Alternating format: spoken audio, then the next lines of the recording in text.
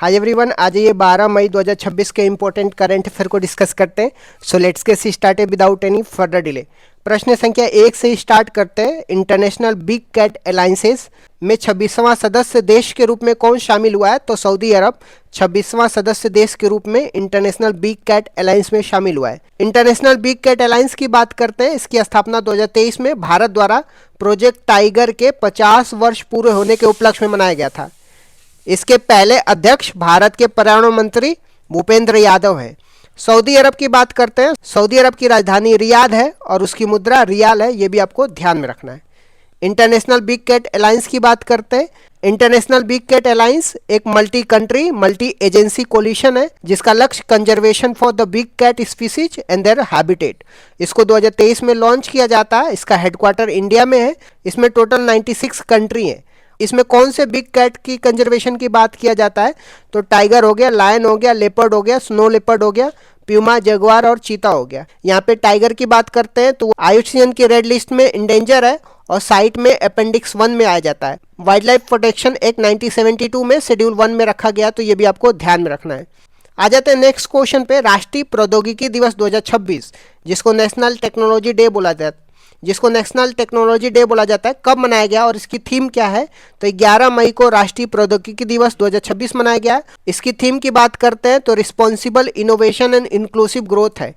11 मई को ही 1998 में पोखरण में सफल परमाणु परीक्षण किया गया था जिसको ऑपरेशन शक्ति बोलते हैं, तो ये भी आपको ध्यान में रखना है।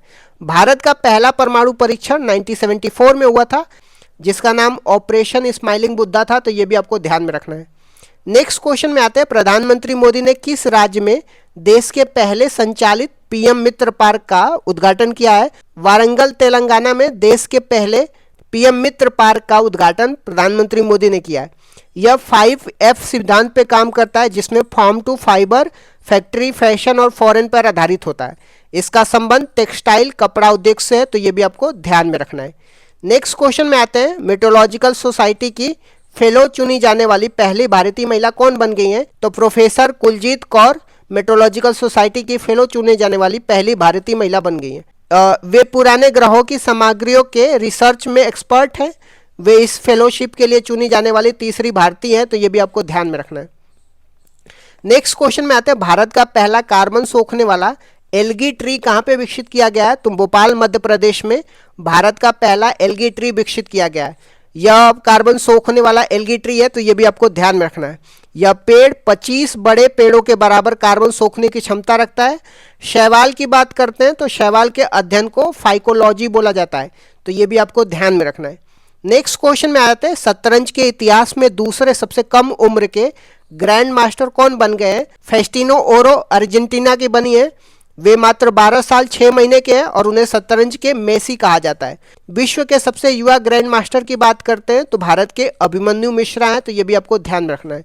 नेक्स्ट क्वेश्चन में आते हैं। प्लास्टिक कचरे से विकसित जियोसेल फिनिक्स का संबंध किससे है? तो भारत का पहला प्लास्टिक कचरा जियोसेल जिसको CSIR, CRRI, BPCL ने बनाया है।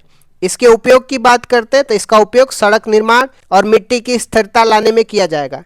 नेक्स्ट क्वेश्चन में आते हैं। लारा वर्जीनिया किस देश की दूसरी महिला राष्ट्रपति बनी है? तो कोस्टा रिका की बनी है।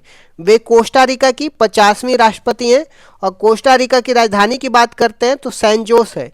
यहाँ पे मैप में भी आप देख सकते हैं, कोस्टा रिका का मैप देख सकते हैं। एक साइड कैरेबियन सी है, दूसरी साइड पैसिफिक ओशन है। इसका बॉर्डर पनामा और निकारागुआ से लगता है, तो ये भी आपको ध्यान में रखना है। कोस्टा रिका सेंट्रल अमेरिका का one of the important country है, तो ये भी आपको ध्यान में रखना है। नेक्स्ट क्वेश्चन में आते हैं। AI आधारित साइबर जोखिमों से निपटने के लिए किसने टास्क फोर्स का गठन किया है? तो सेबी ने AI आधारित साइबर जोखिमों से निपटने के लिए टास्क फोर्स का गठन किया है। सेबी की पहली महिला हेड माधवी पुरीवुच बनी है, तो ये भी आपको ध्यान में रखना है। जब हम सेबी की बात करते हैं तो इसका full form security and exchange board of India है। इसको 1988 में स्टेब्लिशमेंट किया जाता है। इसका हेडक्वार्टर मुंबई महाराष्ट्र है और इसके करंट में चेयरमैन तुहिन कांत पांडे हैं। इसका पावर क्या होता है? तो सिक्योरिटी में जो इन्वेस्टर हैं उनको सेफगार्ड करना, प्रमोट और रेगुलेट करना सिक्योरिटी मार्केट को, सिक्योरिटी से रिलेटेड लॉ को इन्फोर्समेंट करना इसका मेन काम है। नेक्स्ट क्वेश्चन में आते हैं। नेक्स्ट क्वेश्चन में आते हैं, प्रधानमंत्री मोदी ने आर्ट ऑफ लिविंग के ध्यान मंदिर का उद्घाटन कहाँ पे किया है? तो बेंगलुरु में किया है। आर्ट ऑफ लिविंग की स्थापना 1981 में श्री श्री रविशंकर ने की थी और 21 दिसंबर को विश्व ध्यान दिवस मनाया जाता है, तो ये भी आपको ध्यान में रखना है। नेक्स्ट क्वेश्चन में आते हैं, न्यू रिन्यूएबल एनर्जी क्षमता में भारत विश्व में कौन से स्थान पे है? तो भारत विश्व में तीसरे स्थान पे है। चीन और यूएस के बाद भारत तीसरे स्थान पे है, तो ये भी आपको ध्यान में रखना है। इस तरीके से मैंने कुछ इंपॉर्टेंट करंट अफेयर को डिस्कस कर दिया। Thank you so much guys, keep loving, keep supporting, bye bye, see you. कब और किसके कार्यकाल में हुई थी? तो भारत में जनगणना की शुरुआत 1872 में वायसराय लॉर्ड मायो के कार्यकाल में शुरुआत हुई थी। वैज्ञानिक और दशकीय आधार पर जनगणना की शुरुआत कब और किसके कार्यकाल में हुई थी? वैज्ञानिक और दशकीय आधार पर हर 10 वर्ष में जनगणना की शुरुआत 1881 में वायसराय लॉर्ड रिपन के कार्यकाल में हुई थी। 2011 की जनगणना का क्रम क्या था? 2011 की जनगणना कुल मिला के 15वें क्रम की थी, स्वतंत्र भारत के हिसाब से 7वें क्रम की थी और दशकीय आधार पर 14वें क्रम की थी। महाविभाजक वर्ष किसे कहा जाता है और क्यों? 1921 को महाविभाजक वर्ष कहा जाता है क्योंकि 1911 से 21 के दशक में अकाल और महामारियों के कारण जनसंख्या वृद्धि न्यूनतम रही है, जनसंख्या बढ़ने के बजाय घट रही थी। 2011 की जनगणना के आयुक्त और आदर्श वाक्य क्या थे? तो आयुक्त चंद्रमौली साहब थे और आदर्श वाक्य हमारी जनगणना हमारा भविष्य, आर सेंसस आर फ्यूचर है। 2011 की जनगणना के अनुसार भारत की कुल जनसंख्या दशकीय वृद्धि दर कितनी थी? कुल जनसंख्या की बात करते 121.09 करोड़ थी, जिसमें भारत चीन के बाद दूसरे स्थान पे था। दशकीय वृद्धि दर की बात करते हैं 2001 से 2011 तक 17.7% थी। सर्वाधिक और न्यूनतम जनसंख्या वाला राज्य कौन से थे? तो सर्वाधिक जनसंख्या वाला राज्य उत्तर प्रदेश, जिसमें 16.51% और इसके बाद महाराष्ट्र, बिहार और पश्चिम बंगाल है। न्यूनतम जनसंख्या वाला राज्य सिक्किम है, जिसमें 0.05%, इसके बाद मिजोरम और अरुणाचल प्रदेश है। सर्वाधिक और न्यूनतम दशकीय वृद्धि दर वाला राज्य कौन से थे? सर्वाधिक दशकीय वृद्धि दर वाला राज्य मेघालय है, जिसका 27.9% वृद्धि दर है। न्यूनतम ऋणात्मक वृद्धि वाला नागालैंड है, जिसमें -0.6% वृद्धि दर थी। यह एकमात्र राज्य था जहां जनसंख्या वृद्धि दर ऋणात्मक थी। भारत की जनसंख्या घनत्व कितना है? सर्वाधिक और न्यूनतम जनसंख्या घनत्व वाला राज्य कौन से हैं? तो भारत की जनसंख्या घनत्व 382 व्यक्ति प्रति वर्ग किलोमीटर है। सर्वाधिक जनसंख्या घनत्व बिहार का है, 1106 व्यक्ति प्रति वर्ग किलोमीटर है। न्यूनतम जनसंख्या घनत्व वाला राज्य अरुणाचल प्रदेश है, जिसमें 17 व्यक्ति प्रति वर्ग किलोमीटर है। भारत का लिंगानुपात कितना है? सर्वाधिक और न्यूनतम लिंगानुपात वाले राज्य कौन से हैं? भारत का लिंगानुपात की बात करते हैं 943 महिलाएं प्रति 1000 पुरुष पे है। सर्वाधिक लिंगानुपात की बात करते हैं केरल का है, 1084 महिलाएं हैं प्रति 1000 पुरुष पे। न्यूनतम लिंगानुपात की बात करते हैं हरियाणा है, जिसमें 879 महिलाएं हैं प्रति 1000 पुरुष पे। भारत की साक्षरता दर कितनी है? सर्वाधिक और न्यूनतम साक्षरता वाला राज्य कौन से हैं? तो भारत की साक्षरता दर 73% है। पुरुष की साक्षरता दर की बात करते हैं 80.09% है और महिला की साक्षरता दर की बात करते हैं 64.60% है। सर्वाधिक साक्षरता की बात करते हैं केरल का है 94% है और न्यूनतम साक्षरता बिहार का है 61.80% है। सर्वाधिक अनुसूचित जाति वाला राज्य कौन से है? तो संख्या के आधार पर उत्तर प्रदेश है, प्रतिशत के आधार पर पंजाब है। राज्य की जनसंख्या का 32% जनसंख्या पंजाब में अनुसूचित जाति का है। सर्वाधिक अनुसूचित जनजाति जनसंख्या वाला राज्य कौन से है? संख्या के आधार पर मध्य प्रदेश सर्वाधिक अनुसूचित जनजाति वाला राज्य है। प्रतिशत के आधार पर मिजोरम है, जिसकी राज्य की 94% जनसंख्या शेड्यूल ट्राइब की है। पंचवर्षीय योजना के बारे में मैंने डिस्कस तो किया है, बट एक बार फिर से मैं पंचवर्षीय योजना के बारे में रिवीजन करा देता हूँ। पहली पंचवर्षीय योजना 1951 से 56 तक थी। इसकी मुख्य विशेषताएं क्या थी? इसका टाइम पीरियड की बात कर, यह योजना 1 अप्रैल 1951 से लेकर के 1956 तक चली थी। मॉडल की बात करते हैं, यह हेरोल्ड डोमर मॉडल पर आधारित थी और इसका प्रारूप KN राज ने तैयार किया था। उद्देश्य क्या था पहली पंचवर्षीय योजना का?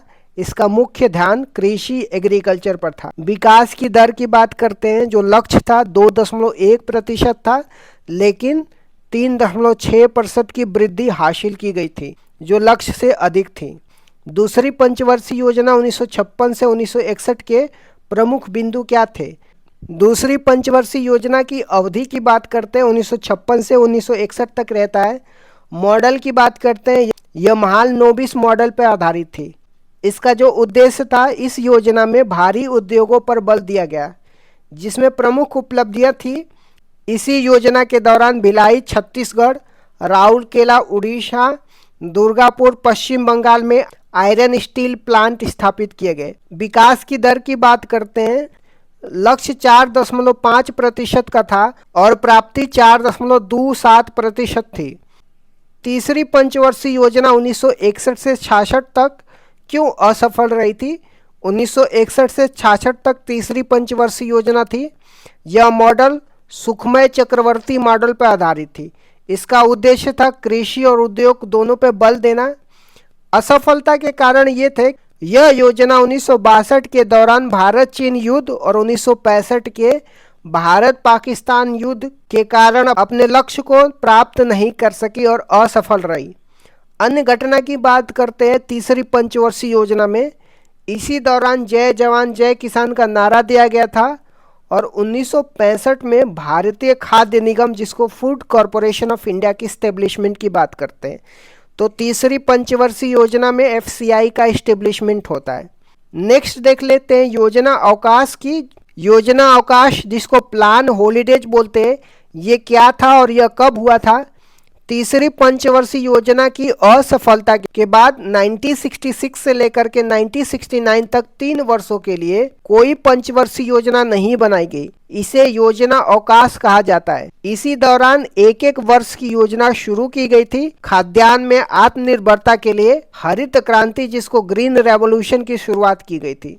चौथी पंचवर्षीय योजना 1969 से 1974 की मुख्य बातें क्या थी? तो इसका टाइम पीरियड की बात करते हैं, 1969 से लेकर के 1974 तक थी। यह मॉडल अशोक रुद्र मॉडल पर आधारित थी और इसका प्रारूप डीआर गॉडगिल ने तैयार किया था। उद्देश्य की बात करते हैं, इसका लक्ष्य स्थिरता के साथ आर्थिक विकास करना, डेवलपमेंट विथ स्टेबिलिटी था। प्रमुख घटनाएं की बात करते हैं तो चौथी पंचवर्षीय योजना में 1969 में 14 बैंकों का राष्ट्रीयकरण किया गया था। ये पहली बात हो गई। इसके बाद 1971 में भारत पाकिस्तान का युद्ध हुआ और 1974 में पहला परमाणु परीक्षण ऑपरेशन स्माइलिंग बुद्धा पोखरण में किया गया था। पांचवी पंचवर्षीय योजना 1974 से 1978 क्यों अद्वितीय थी? यह भारत का एकमात्र ऐसी योजना है जो अपने निर्धारित समय 5 वर्ष से पहले केवल 4 वर्षों में ही समाप्त हो गई। 1974 से लेकर 1978 तक ही रही थी। यह डीपी दर मॉडल पर आधारित थी और इसका मुख्य लक्ष्य गरीबी उन्मूलन था। रोलिंग प्लान 1978 से 1980 तक क्या था? 1978 में सरकार बदलने के बाद मोरारजी देसाई की जनता पार्टी सरकार ने पंचवर्षीय योजना को समाप्त कर रोलिंग प्लान शुरू किया था। विश्व में इसके जनक डॉक्टर गुरनार मिर्डर थे। उनकी पुस्तक एशियन ड्रामा में इसका उल्लेख है और भारत में इसे लक्कड़वाला ने लागू किया था। छठवीं पंचवर्षीय योजना 1980 से 1985 के दौरान क्या महत्वपूर्ण घटनाएं हुई थी? यह मॉडल आगात निर्गत मॉडल पर आधारित था, जिसको इनपुट आउटपुट मॉडल बोला जाता है। इसका उद्देश्य रोजगार सृजन और गरीबी उन्मूलन था। प्रमुख घटनाएं की बात करते हैं तो छठवीं पंचवर्षीय योजना में नाबार्ड की एस्टेब्लिशमेंट किया जाता है 1982 में। 6 और बैंकों का राष्ट्रीयकरण किया जाता है 1980 में। ऑपरेशन ब्लू स्टार और ऑपरेशन मेघदूत 1984 में चलाया जाता है। ऑपरेशन मेघदूत सियाचिन पर कब्जा करने के लिए। 7वीं पंचवर्षीय योजना 1985 से लेकर के 1990 तक क्या नारा था? इस योजना का प्रसिद्ध नारा रोटी रोजी और उत्पादकता या भोजन काम और उत्पादकता था। इसी योजना के दौरान 1988 में सेबी की स्थापना होती है, जिसको security and exchange board of India बोलते हैं। एलपीजी सुधार कब और क्यों अपनाए गए थे? 1990 से 92 के योजना अवकाश के दौरान 1991 में भारत में विदेशी मुद्रा भंडार का संकट उत्पन्न हो गया था। उस समय प्रधानमंत्री पीवी नरसिम्हा राव और वित्त मंत्री डॉक्टर मनमोहन सिंह थे। इस संकट से निपटने के लिए 1991 में नई आर्थिक नीति अपनाई गई थी, जिसे एलपीजी सुधार कहा गया था। जो न्यू इकोनॉमी पॉलिसी अपनाई गई थी, जिसमें उदारीकरण, निजीकरण या वैश्वीकरण की बात की जाती है। 8वीं पंचवर्षीय योजना 1992 से 1997 का मुख्य फोकस क्या था? तो यह model John W Miller model पर आधारित थी। इसका मुख्य बल मानव संसाधन विकास था, जो 1990 में आए एचडीआई मानव विकास सूचांक की अवधारणा से प्रेरित था। अन्य घटनाएं की बात करते हैं 8वीं पंचवर्षीय योजना में। इसी दौरान 73वां और 74वां संविधान संशोधन हुआ, जो पंचायती राज और नगर निगम के लिए है। इसी समय 1 जनवरी 1995 को डब्ल्यूटीओ की स्थापना होती है, जिसको वर्ल्ड ट्रेड ऑर्गेनाइजेशन बोलते हैं। 9वीं और 10वीं पंचवर्षीय योजना का मुख्य बातें क्या थी? 9वीं पंचवर्षीय योजना 1997 से 2002 तक होता है। इसका लक्ष्य सामाजिक न्याय और क्षमता के साथ आर्थिक विकास था। प्रधानमंत्री ग्राम सड़क योजना 25 दिसंबर 2000 को और कारगिल युद्ध 1999 में इसी दौरान हुआ था। 10वीं पंचवर्षीय योजना 2002 से 2007 तक थी। यह भी आगात निर्गात मॉडल पर आधारित थी। नरेगा अधिनियम 2005 में आया और 2 फरवरी 2006 को लागू हुआ था। 11वीं पंचवर्षीय योजना 2007 से लेकर 2012 की विकास दर की क्या विशेषता थी?